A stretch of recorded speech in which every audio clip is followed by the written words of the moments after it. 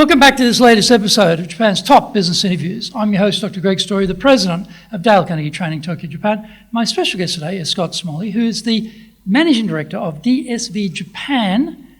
Scott, welcome. Thank you. Now, Scott, you've been in Japan a number of times, so let's sort of roll it back to how did you get involved with Japan in the first place? What do you do? What's the company do? What's the business lines you've been in? Okay, thank you for having me today. My introduction to Japan was back in 1986. Okay. I came here on a very unique work-study program, probably one of its only kind in the United States, with a Japanese company and a leader within the community college that I grew up next to. And this program was basically started on a handshake. Two gentlemen flying next to each other in business class between, I think, Japan and the United States, or Japan and Korea perhaps, and this Korean gentleman who was a professor at Lansing Community College and the president of Biwako Kisen Steamship Company down in the Kansai region, decided to bring students over every year for about 35 years to introduce the students to Japanese culture, history, language. And at the same time, we worked part-time on a Mississippi steam sternwheeler ship, and we would wait on tables. And this is when, of course, Japan was this economic miracle. So where was the ship? Was the ship in Japan? The ship was actually in Japan on Lake Biwa. Oh, okay. So because of the sister relationship between Yep. Shiga and the state of Michigan, Yep.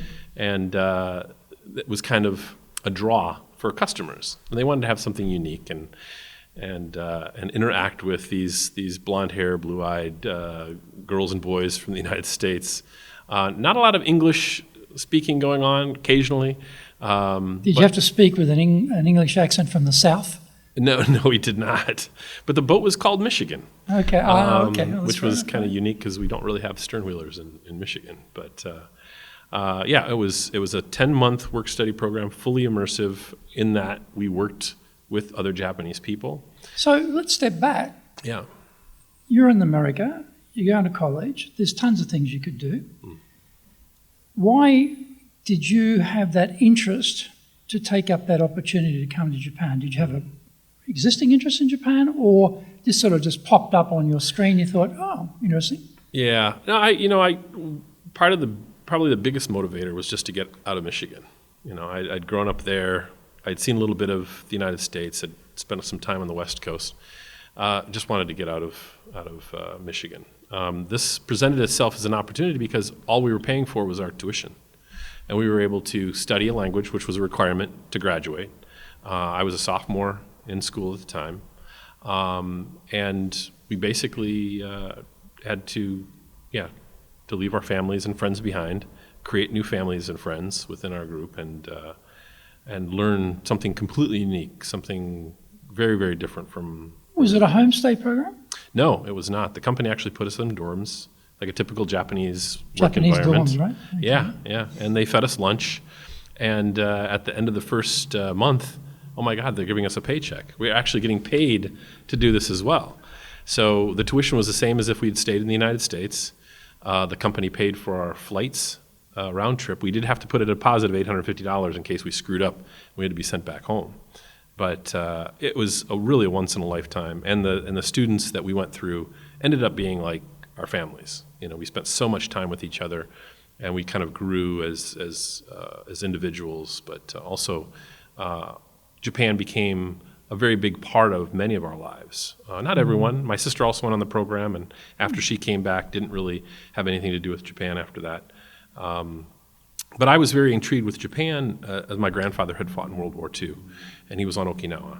And my stepfather had gotten into the commercial fishing industry, and while I was growing up, he was a commercial diver for sea urchins, who would sell those to the Japanese processors in Los Angeles, who would then ship them to Japan for their sushi restaurants. And so there was a kind of underlying current of Japanese influence that I'd been exposed to. And of course, then it was the Japanese economic miracle, and we were all amazed at how Japan had come out of the ashes after the war and was buying up properties in New York and all over the world. So we felt like learning Japanese was going to be a valuable asset in future careers. Which it's proved to be. So from this experience, you go back, you finish college, you finish university, and what were you studying in university? I wanted to study Asian studies. Michigan State University didn't have a strong Asian studies, but it did have a Japanese language department. So I was really an economics and anthropology dual major. Anthropology was interesting because I'd spent time in Japan, the differences in cultures, the difference in language, and how that influenced our behavior. But economics was easier than the business school, I guess, at the time. So economics was another part of my education. So. And so you graduate, and then what happens? When do you get back to Japan? How long does it take for you to get back here? Well, I was very enamored with the country, wanted to get back right away. So after about 2 years, and literally a year before I graduate, there's another program to Japan with the same group, with the same company. Ironically, I didn't make the cut for that program. But I did. Must be a high bar. But it was high enough, and they had a limited number of students, right? I think 10 or 15, but they had taken them from students from previous years. But because I didn't get accepted, I challenged the reasons why I wasn't accepted, and they actually created my own opportunity to come back to Japan, to Tokyo. So while all these other students are going to this new program in Sakaide, down between Kyushu and the Kansai area, I was dropped in the middle of Tokyo, pretty much by myself, where I had to work with a language school and take business Japanese courses on the side. So it was, again, the director of the programs had seen my desire and drive to come back to Japan, and he put me in a situation that nobody had been put in before by myself. So I think he saw something in me that was a little unique, that I was very independent and I could survive, let's say. But the city, to me, the first time being in Tokyo for any length of time, was really what kind of snagged my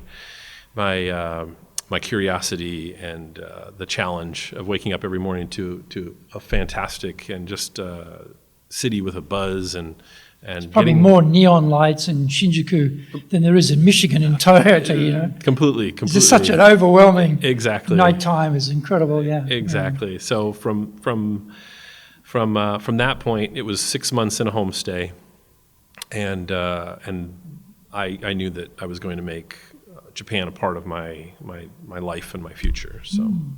And so you stay on, you go back, or what's the story? Yeah, so I do these back and forth trips. At that time, 3 months at a time, because you could only stay for 3 months. Oh, okay. And then going back home for, let's say, 6 months, and then finishing school eventually after I met my first wife, and we moved back to Japan. Mm-hmm.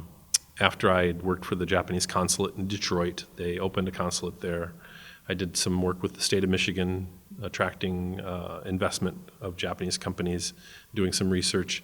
And it was through that state of Michigan internship that I had in Tokyo that introduced me to the American Chamber of Commerce, and basically networking in a business in a city like Tokyo, where you can essentially have 3 to 4 business meetings a day.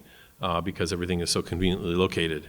And that's how I got my introduction to my first real job, which was working in the logistics industry, working for a medium-sized Japanese logistics company that wanted a non-Japanese person to sell to the foreign firms coming into Japan, getting a foothold in this market. And literally within 18 months, me and a friend of mine who was working out of Los Angeles, we had secured the Gap's business and Dell Computers business for this medium-sized Japanese warehousing company. It's a pretty big deal. Yeah, they were very big deals, and we were working on deals with companies like Land's End and LL Bean, and everybody wanted to be in the Japanese market at that time, and so it was basically like catching fish with just a hook. You throw the hook in the water and maybe shooting the fish in the barrel. Because how many traditional Japanese warehousing logistics companies had English-speaking salespeople? They basically didn't. So this was So this was for accommodating expats coming to Japan. Was it that type of business, or was it setting up supply chain for them inside Japan? It was really setting up warehousing for companies to do business in Japan. Right, so rather than leaving it up to their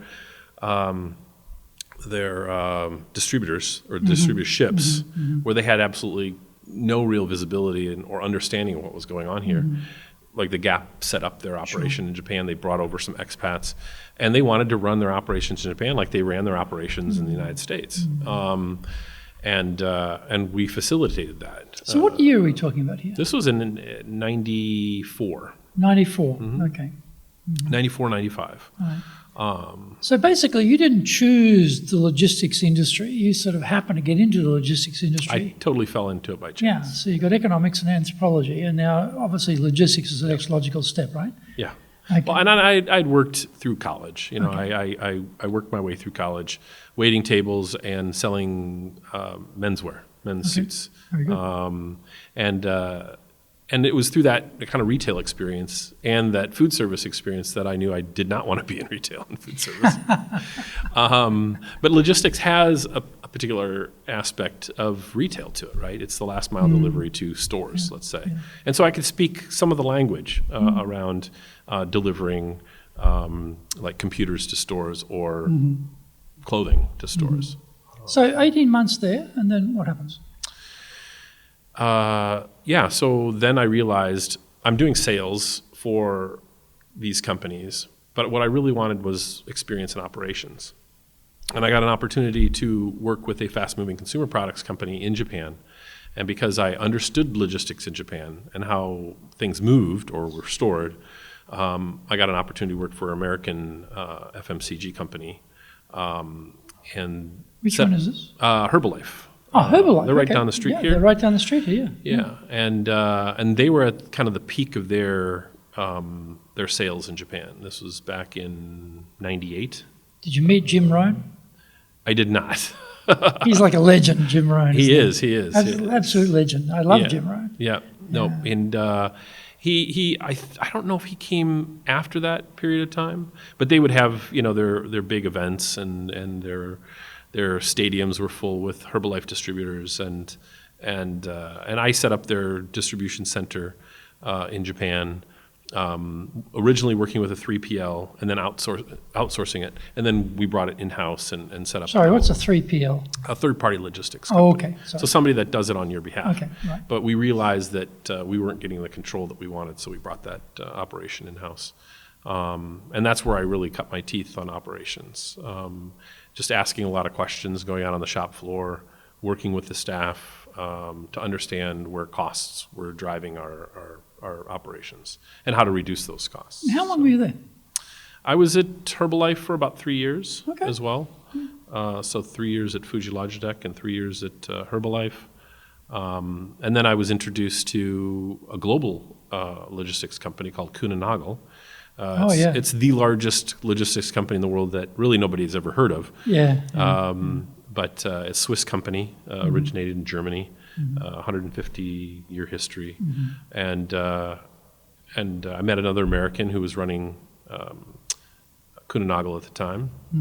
And he asked me to set up warehousing operations for him at Kuehne+Nagel. So they were a freight forwarding company focused only on sea freight and air freight. Okay. And they had made an acquisition in North America of a very large warehousing company, and were basically told all over the world that we now need to be in warehousing and logistics. And so because he'd known me and he'd known that I'd done this in the past, working with Japanese warehousing companies and running my own operation, we launched that business unit within Kuehne+Nagel in Japan. Okay, and how many years were you there?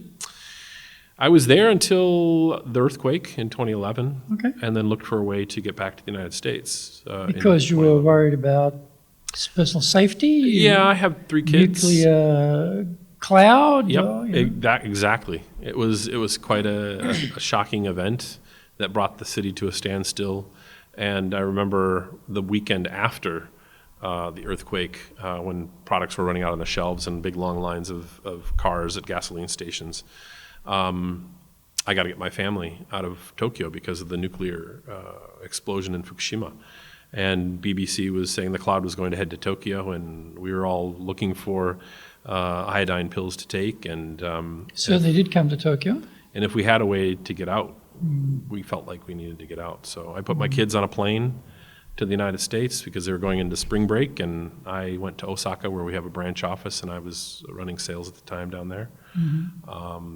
Yeah, it was, unless you were here, you probably didn't understand what was going on. Yeah, I know, it was scary, and you couldn't drink the water because the nuclear cloud passed over, and had to wait days for the water recycling to work its way through to go bottle water for about a week or so. I remember that. So what happened? Did you go back to the States for a number of years now? I did, for 10 years. 10 years, okay. I was at Kuehne+Nagel for 5 of those 10. Okay. And it was in the United States where I really got exposure to large projects. So in Japan, they were a couple $1 million here and there.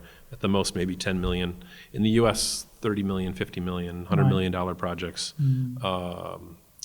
contracts. And it was, Kuehne+Nagel did a very good favor for me in terms of just setting me up in the United States. And because the U.S. is so big, and the business that we're in is very unique, a lot of travel involved. So where were you based in the States? I was based in Michigan. Oh, okay, back to Michigan. Went back home, and that was really to be closer to family, so my kids could have a better relationship with my family after spending most of their lives in Japan. And they needed English. They really didn't get English more than just from me. They were in Japanese schools primarily, but they picked it up. It was throw them in the deep end and let's see how they swim. And they all did a fantastic job. And the Japanese school system really set them up for success in the U.S. because kind of the study habits that are developed at a very young age in Japan applied very, very well in the United States. Like 2 years ahead of mathematics type of thing. Exactly. Yeah, without a doubt. And they struggled a little bit with English for the first 2 years, and I think my 2 youngest needed like the additional English as a second language classes, but the schools were very, very accommodating. So So how long before you came back to Japan? So got all the kids through school, high school, and only one of them attended college in the United States. The other came back to Japan, and they all ended up back in Japan about 3 years ago when my daughter graduated. And my second wife and I felt this would be a good time to come back to Japan, be closer to the kids that are living here, and 2 grandkids now. Oh, congratulations. So that's the motivator to be back in Japan and hopefully finishing out my career here. Yeah, nice. So so did you come back with somebody? You just came back and found a job? How did that work? So with DSV, I was actually living and working in Seattle. I'd switched from Kuehne+Nagel to CEVA, a very large global logistics company, as the kind of the Microsoft key account manager all over the world. Okay. And Microsoft had 7 operations with CEVA at that time, and Microsoft being based in Redmond, Washington, they wanted me within spitting distance of their offices so they could call me in and reprimand me or collaborate with me, whichever one it could praise you, perhaps. Praise me. And it was quite an opportunity to work for a company that really valued my experience in Japan and put me on accounts like Toshiba and Sony I had brought over from Kuehne+Nagel. And so in those 2.5, 3 years that I was with CEVA, I was basically working all over the world, setting up sales teams and operational teams that can meet the needs of these Japanese corporations outside of Japan. And that was really the motivator to leave from Kuehne+Nagel to come to CEVA, because CEVA saw my experience in Japan as really a positive one, whereas Kuehne+Nagel just wanted me to focus on North America. It didn't really matter that I could speak Japanese or I had all these connections in Japan. So each company's culture is a little bit different, and you find the one that fits. And so where does DSV fit into all this? So when I found out that I was going to have my second grandchild in Japan, my wife and I started looking for opportunities to come back to Japan. And DSV just happened to need a leader with the experience that I have. So this is found through recruiters or Through recruiter. connections? Or? Through my friend Supply Chain Wayne at Focus Supply Chain Focus Wayne, Core. yeah, who's now gone in-house. Yes, he's gone to Maersk, another good Danish company. But but he reached out to me. David had my contact information for years ago, and he said, this is David Sweet, who has also been a guest on this program and a long-time old friend of mine too. Yes. So it's just a unique. Like you said, Tokyo is a great place where all the expats are typically non-Japanese, and we all connect with each other in some way. And my business relationships, my business contacts, customer contacts, were all in Japan for those 20 years that I'd lived and worked here. So DSV is I don't know much about the company. Is it American? Is it European? It's European. It's a Danish company based in Copenhagen. Right.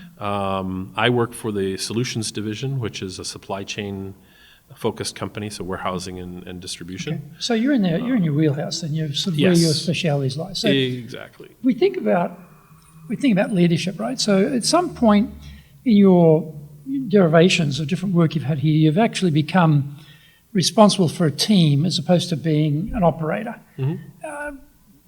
Was that with DSV here? Was that before in a previous iteration? When did that first happen?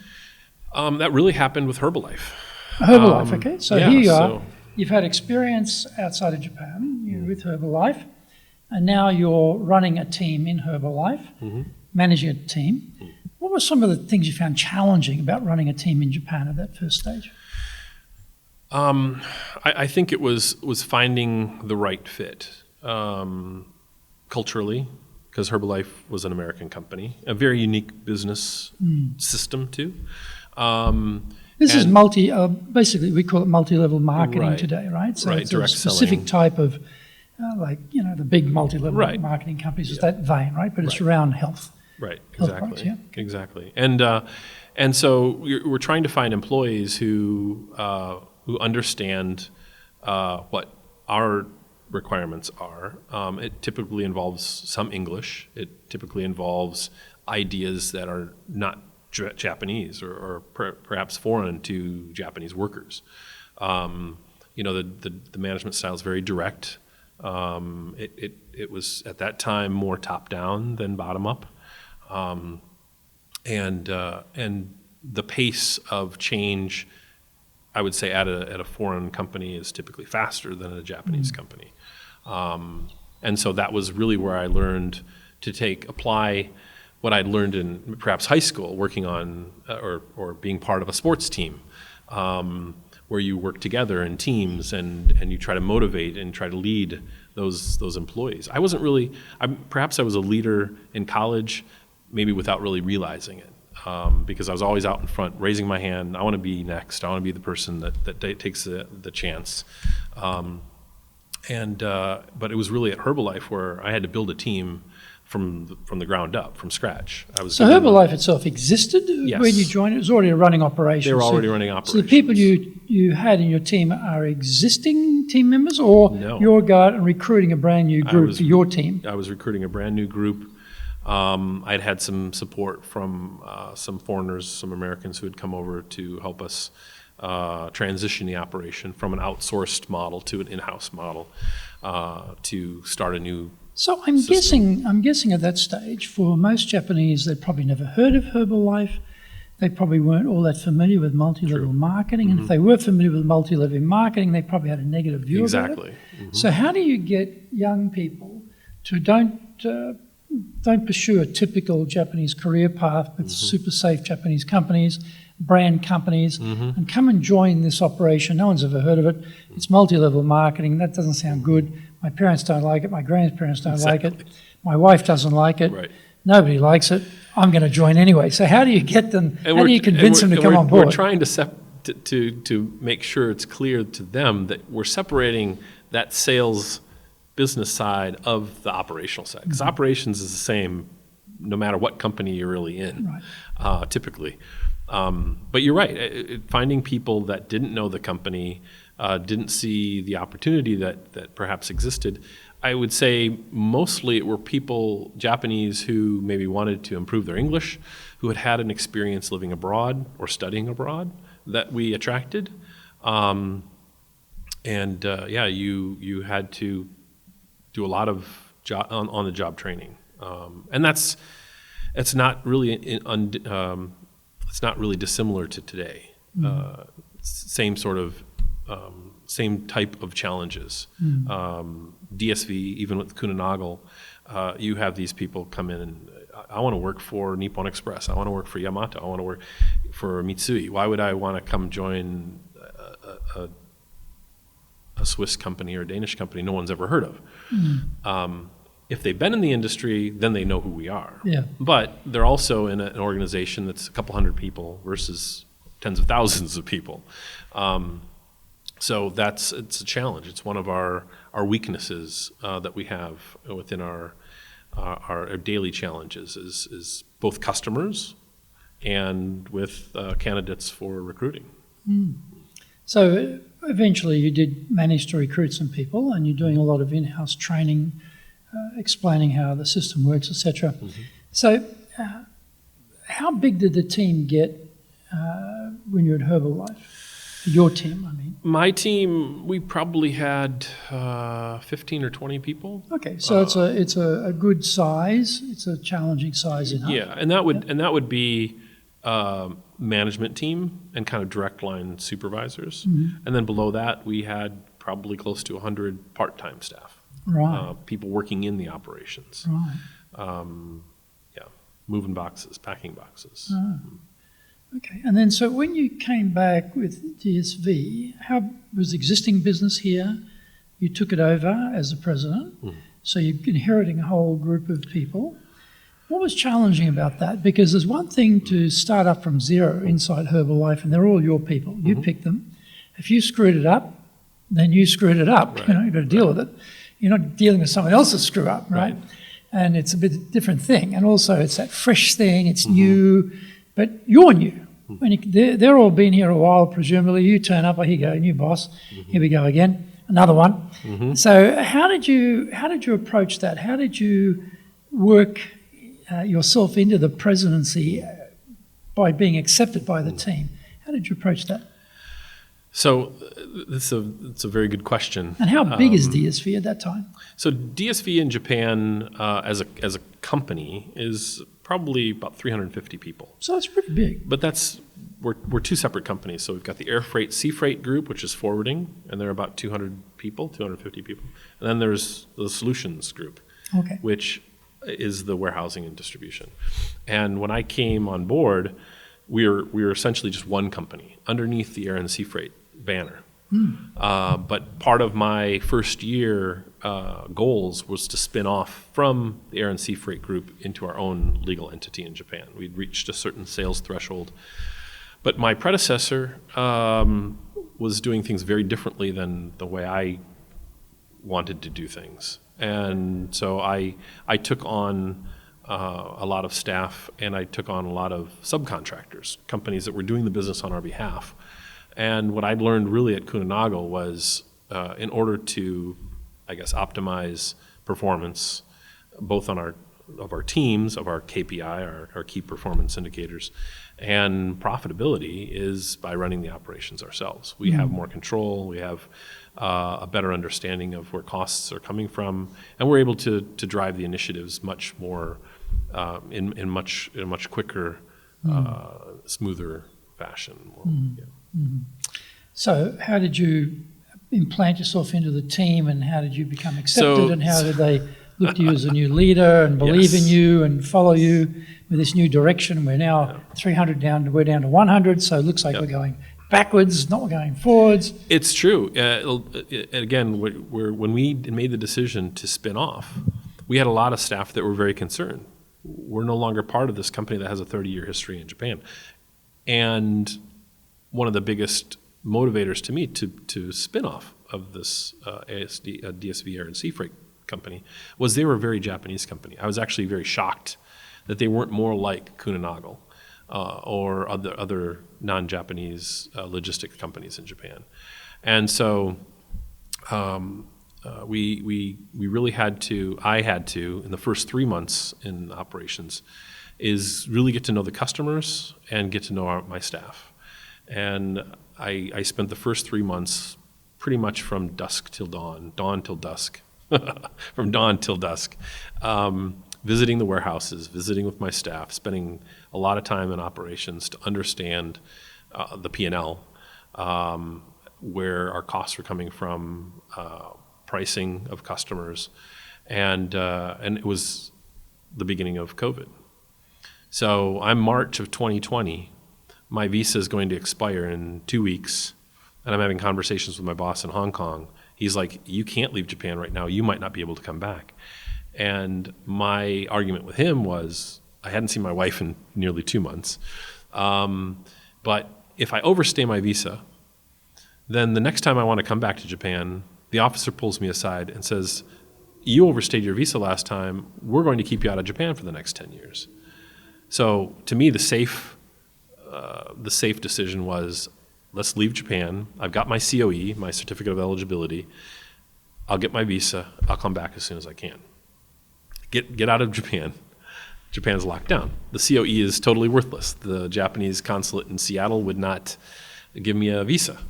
So now I'm working from Seattle with my team that I'd spent 3 months with. Thank goodness I spent as much time with them as I did. And I'm stuck outside of Japan for 6 months. And there was a time in August, 5 months in, that my boss is saying, people in Europe are wondering why we've got an American living in the US running our Japan operation. And I said, I'm sorry, I'm trying to get back as soon as I can. And of course, at the end of October, they dropped the restrictions, or I think it was the end of September. So mid-October, my wife and I were able to make it into Japan, and yeah, it was quite challenging time. Very challenging time. So, hi, I'm your new boss. Oh, by the way, I'm just disappearing for 6 months because I've got to get my visa sorted out. COVID's interrupted the flow of things. So you come back. Yep. Oh, you're back, you know. Yeah, so how do you sort of pick up the theme there? I basically ran my business from the United States as if I was in Japan. Right. So I completely shifted my work schedule, so that I was on the Japan timeline. So I was beginning work at around 2 p.m. Or 3 p.m. and then until midnight or 1 a.m., sometimes 2 a.m. And because I'd spent so much time with the team here, the Zoom meetings were actually quite effective, the Teams meetings. Well, they're probably, are they working from home in Japan as well, or they're in the office? We had shifted to some work at home, but because we're operations, people have to be in warehouses. Be there, right. Yeah. And so my warehouse managers are expected to be in the They've warehouses. Got to be there. Right. They can't Zoom it in. Right. So we did a pretty good job. Sales suffered because we didn't really have any on-the-ground activity with contact with customers. A lot of projects that were supposed to be implemented were put on hold. But to your question about I guess leadership and making sure that the team was behind me, one thing I made a point to do as soon as I came back at the end of October, as soon as I was done with my 2 weeks of quarantine, was I met with every single one of our employees individually with HR, just basically listening to them, asking them if they were happy working for DSV, asking if they understood where we were, the direction we were headed, and to listen to them as to what they wanted to get out of their career at DSV. And so it was a very good, basically, month of 2 or 3 meetings a day with each member of our staff. And at the time, we had about 50 staff to get to know the people one-to-one. And I think with any organization, whether it's in the U.S. or in Japan, I think the time you spend with the individuals on your team is the most important time in order to get people to follow you, to understand your vision or the company's vision, and how to follow or work together to achieve. So just pursue that a little bit. Like, getting team engaged is a very critical factor in success in any company, any organisation, any country. Now you've got COVID, making it difficult for people to come into some have got to come into work, but others don't. So you've got a sort of hybrid group, some in the office, some out of the office. What have you found has worked in terms of getting people engaged in this current situation? One of the biggest things that that works in Japan is the after-hour drinking, which of course we couldn't do. So no communication is out the door. Right. None of that. And I think that was a challenge. It's been a challenge, being able to connect with people outside of drinking, because that is such a part of the social fabric of Japan, especially business fabric. So we have to look for other ways to do that. And I've started off-site meetings once a quarter. Once a month we have a management meeting. Once a quarter we do off-site. And we might do it at like an onsen, in the mountainside, do the meeting and then go for a hike together. We did that 3 times last year, just to get out of the office and just connect on different ways. And the FaceTime, going into the operations and meeting with my operations managers one-to-one or with their immediate teams, and listening to their challenges. And just being present with them, I think, is the most important. If you want to be successful as a leader, do the Leadership Training for Managers course. All companies need people who can both manage and lead. Leading people screams out for real skills in communication, dealing with all different types of people, being excellent at innovation, planning, delegation, handling mistakes, doing performance reviews really well, and inspiring and motivating the team. Do the Leadership Training for Managers course now in either Japanese or English.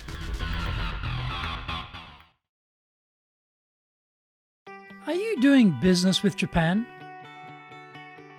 Do you really know how things work? Japan Business Mastery provides the answers. Do you have the right networks and know how to create them? Do you know how to get on the same wavelength with Japanese buyers? Do you know what being trustworthy looks like from the Japanese perspective? Japan Business Mastery is based on more than 30 years' experience in Japan and will become your go-to guide. Want to succeed in Japan? Buy Japan Business Mastery now. When you have something like a pandemic and it starts to create chaos in supply chain, it creates chaos in the P&L in terms of revenues, etc. The tendency there tends to be, okay, we've got to drive this centrally. It tends to become very top-down and directional. And so what have you found, though, works in terms of, once you've got people engaged, to get them to be thinking about the business and looking for ways to improve the business through innovation, creativity? What have you found works well getting creativity going in Japan? So I think the Japanese can be very creative if given the opportunity. And what does that opportunity look like? It really starts with engaging with them in, let's say, the P&L, or helping them understand what I'm judged on from my peers or from my boss, and getting them to also understand that that's how I'm going to essentially judge them or grade them on their performance. And so we kind of cascade down our goals within the organization. So even the people that are on the shop floor understand that through innovation or through their ideas, and Japanese term kaizen is one that's applied all over the world. All these global logistics companies that I've worked for, the Swiss, the Dutch, now the Danes, we use kaizen as a word within our operations and organization. And we try to give power to the operators on the shop floor to correct perhaps the way they've been operating.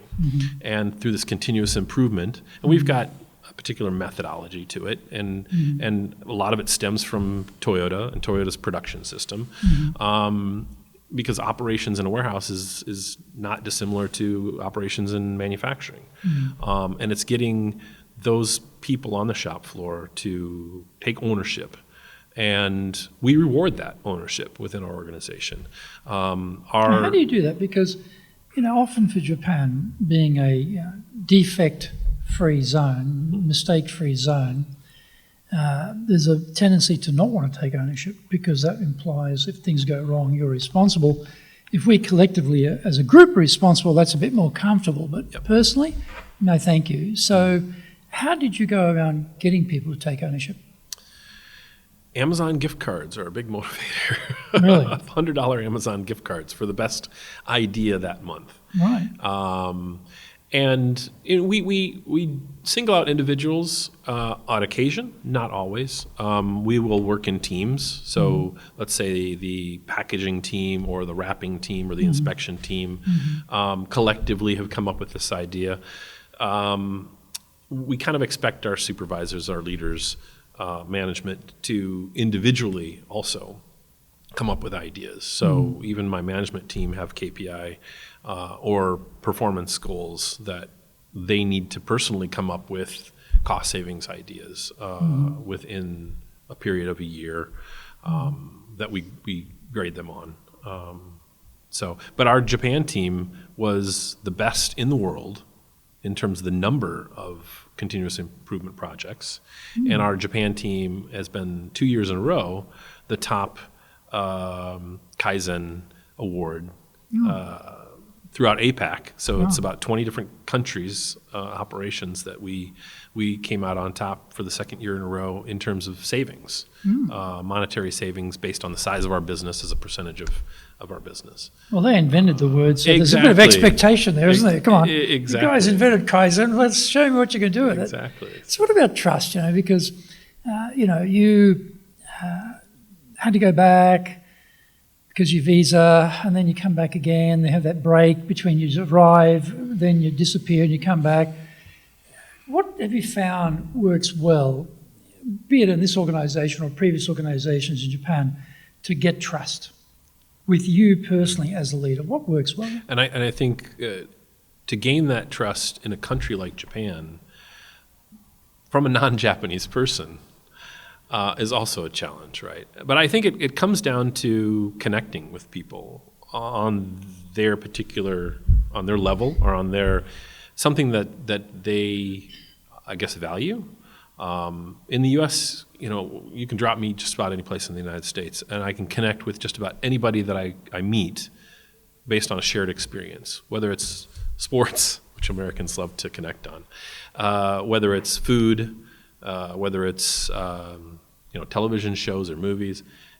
But in Japan, our culture is so different that you really have to make an effort as a non-Japanese leader to make that connection. And I think it comes with language. It comes with culture. As a non-Japanese person, I think it's my responsibility to learn about the culture, to make an attempt to understand the culture.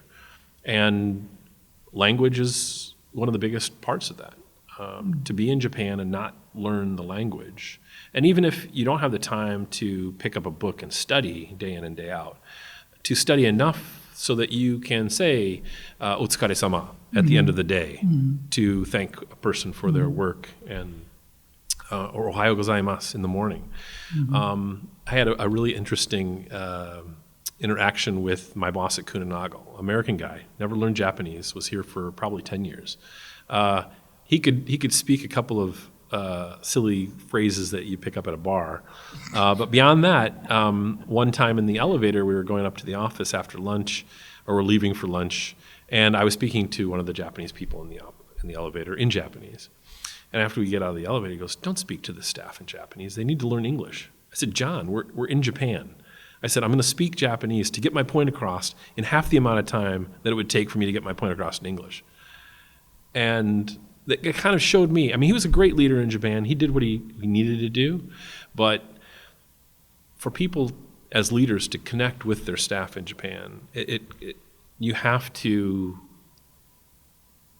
become more conscious to those cultural differences and to make people drop their defenses, perhaps be more honest and more straightforward with you. You have to show them that you value their culture and you value being in Japan from more of a shared experience. And your wife is Japanese? My wife, my first wife was Japanese. First wife Japanese. My second wife, Marie, we grew up literally 20 miles apart. No way. We ended up going on that same program back in the 80s through the community college. She went 2 different years than I did. We had all these shared friends, and we were probably at the same events on occasion. We had never met.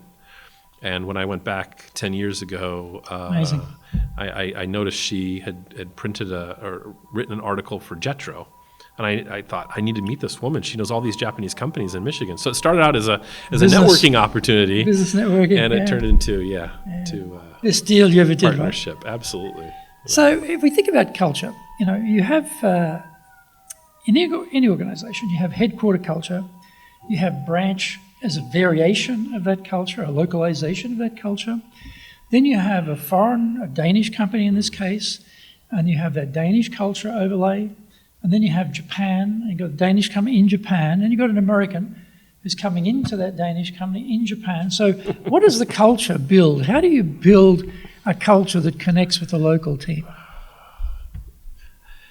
Yeah, I think it's been a very rewarding 2 years that I've been with this company, because I realize that I have a blank slate. I've got a blank whiteboard, and I can create whatever company that I want to create for the first time really in my career.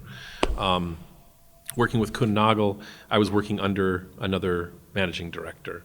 So I didn't really get a say in that. And this time, because we're independent, I can adapt, I believe,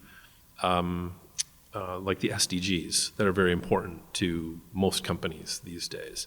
So SDG is the Sustainability Development Sustainability Goals, right? So what is it? It's the society, I don't know, what's the D and G? I can't remember. What's the D and G? Sustainability is the S. Yeah, the D is the, development, and developing your team perhaps from a culturally diverse, respecting women and minorities in the workplace, creating sustainability in terms of energy use, right. Recycling, clean air, clean water, clean energy.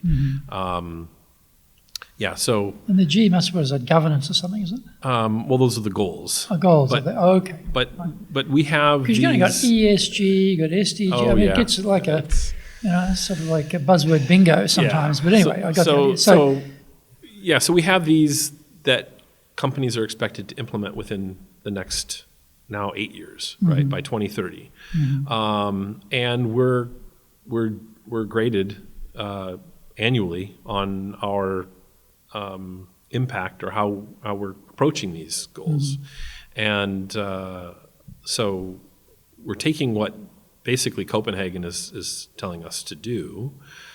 Being in America for the last 10 years, I think the U.S. is much more attuned to diversity and in the workplace than Japan is, clearly.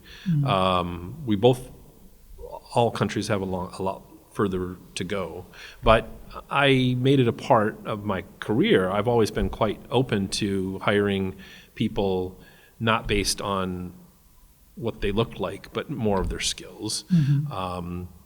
I had given opportunities to older people when I was at Herbalife because I was being given resumes of a bunch of young people, and why aren't I getting better resumes? Well, we've got all these people that are over 50, I'm not showing you. Well, I want to see these people that are over 50. They've got some great experience. So no matter your age or your sex, your nationality, if you have the skill sets that I'm looking for, I'm willing to hire you. I'm willing to promote you. Another experience just literally in the last month. I had a HR manager, a Japanese male, who I had hired because I needed someone at the time who just was sort of struggling. And we brought on a part-time woman who had been recommended to our company by another management individual, and she just took off. And we had hired her as a temporary staff. And I looked at my HR manager, and he kind of laughed and said, "Oh, she could replace me if you needed her to." light goes on. Bingo. And within 2 months, I'd made her an offer as a full-time employee, and I moved him around so that she could then run the department because she's that good. And ironically, I had introduced her originally to the air and sea freight group because they were looking for somebody with her skill set. They turned her down because they wanted a male Japanese person. Now she's running my HR department.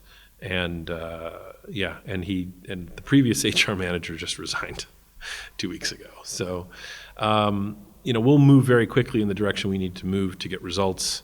But I'm not going to put your age or your male or female, however it works out, into a role because you look like me, you talk like me. That's from our point of view, coming from a Western diversity-based society. It's not a complete monoculture, but it's pretty close to a monoculture here. And it's been a male-dominant society forever, basically. It still is. And there are certain expectations about women's role and functionality in society. Everything's changing, I know. But so you're bringing in this sort of enlightenment idea, this sort of Renaissance idea, to a group of people who might be thinking this is particularly important. So this is great from your point of view, how we're going to have diversity, to promote this part-time woman into this role. The people who are there what are they thinking? Are they thinking, what have we gone nuts here? Why are we rocking the boat? Why are we upsetting the apple cart? I'm a guy, I should be promoted, I should have precedence, what are we doing here? Is this really a place where I'm going to be comfortable? What's the reverse reaction to that? Well, as I mentioned, because we spun off from the sister company, I think the people that I have brought with me from that original group kind of know the direction that I want to go. They understand that, and I've been preaching it since the beginning of my 2 years ago. So we've had some people leave over the past 2 years, and to me it's because they're not comfortable with the direction that we're going. My counterpart, my peer at the other company, and I have not seen things the same way. We're getting better at understanding each other. I've made a very conscious effort so that he understands that although we're one company, we're very different companies, and we got to figure out how to work together. I'm not saying that what he does is wrong, it's just different. He's Japanese, presumably? Very Japanese, and so their company culture is very Japanese. To your point, I've had a lot of people from his company come to individuals in my company saying, we really want to work for your company. Can't we get a transfer? Because we like what Scott's doing over there. So I kind of feel that the point is getting across, maybe not directly in terms of how I'm communicating it, but through the results and through the way my team, I think, enjoys being part of what we're creating, right? And it is very different because we have people from different backgrounds, different experiences. We've got a very international team. My team is still, 95% Japanese. So out of the 100 people, we've got 5 foreigners. But we're making changes and making an impact where I believe we need to in order to achieve results that are, in a much shorter amount of time perhaps than it would take otherwise. If you're going to give some advice to someone who's going to be sent to Japan and they don't know Japan, but they're going to be running their operation here, what would be some advice you'd give them? Listen. And you got to listen in a different manner in Japan than What's you might. What's a different manner? If you can go out having a drink after work, that makes it a lot easier to get people to come out of their shells. I think collaboration is a big part of working in Japan compared to the U.S. I have an idea of what I want to achieve. How do I achieve that within my team, rather than just saying, this is what we're doing and I expect you to get it done, is spending that one-to-one time with individuals and kind of throwing up launching that balloon, saying, what do you think of this idea? Sort of a internal Nemawashi approach, right? Exactly. Doing the groundwork before you get to a decision. Very much so, very much so. And I'm still learning. I mean, I had one middle-level manager decide to resign, and it was because he felt like he wasn't a big enough part of the decision-making process. And part of that was by design, because I knew there was going to be a lot of resistance from him. So I think with any organization, there are people that are willing to change, and there's people that are unwilling to change. And I guess as part of a leader, you have to decide who's coming with you in that change, and then manage the change if possible. But the Nemawashi, getting kind of a consensus built in advance makes things go a lot smoother. And I think Japanese are extremely effective if you get them behind a particular idea and all headed in the right direction. It might take a little bit more time to get that done, or get it started, let's say.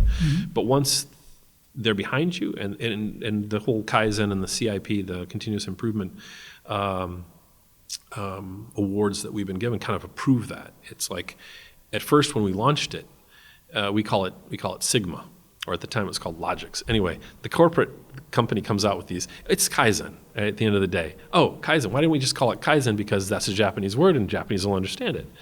And people were very, I guess, reluctant to go along with it. And it took a lot of people going into operations, a lot of my management team. I had to hire one person specifically for the goal of getting people to accept that they had to work on continuous improvement continuously. That's why it's called continuous improvement.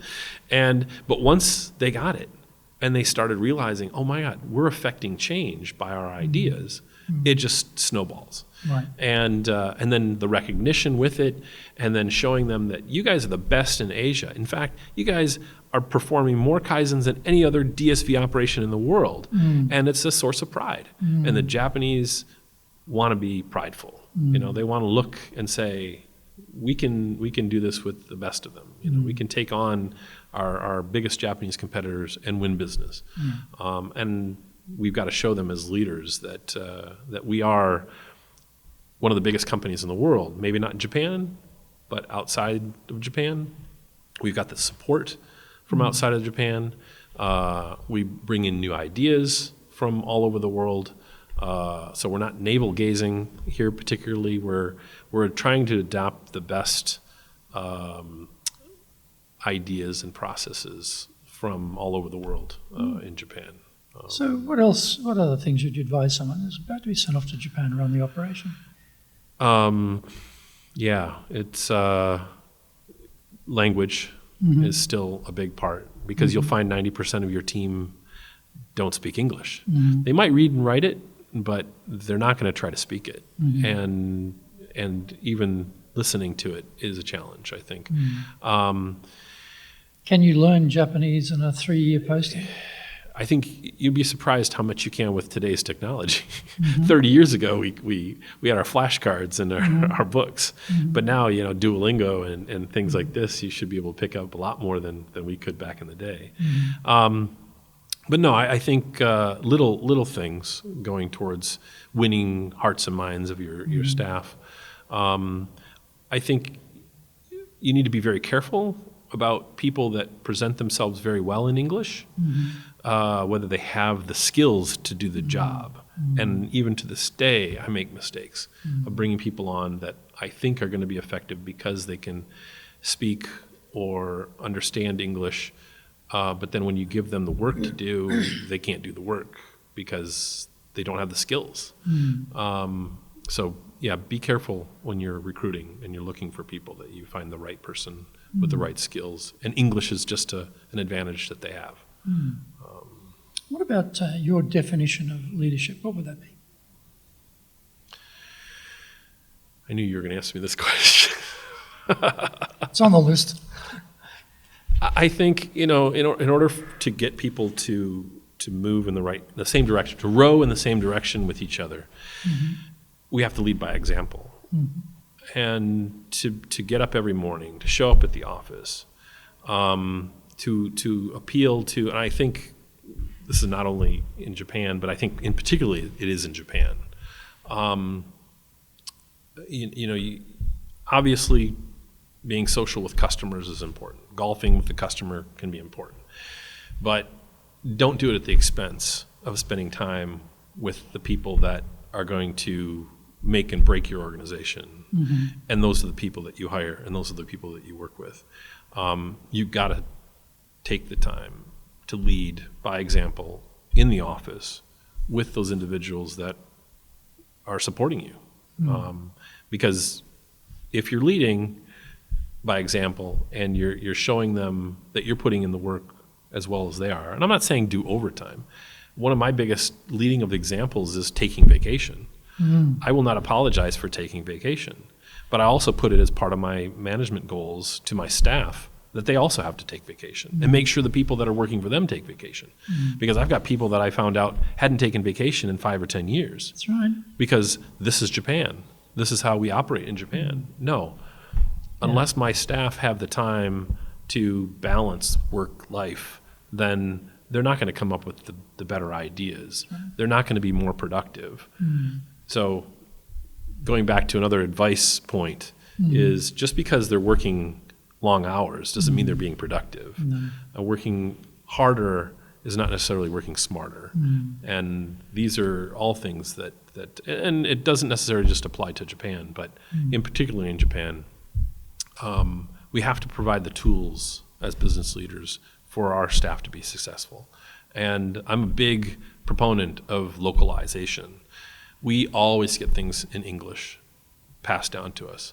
We got to localize it. We got to put it in Japanese, because unless it's in Japanese and unless the Japanese staff understand it, they're not going to buy into it. They're not going to take ownership of it. DeepL is a wonderful tool. Google Translate. I send out emails that 20 years ago I was sending out in English to my staff. Now I put them both in English and Japanese. It takes me literally 10 seconds to copy paste into DeepL. I might, if it's an important enough announcement, I'll ask one of my senior staff to check my Japanese and make sure it's proper. But you can still go a long way to communicating what you want to, your point you want to get across, using tools like Google Translate. My Japanese is far from perfect.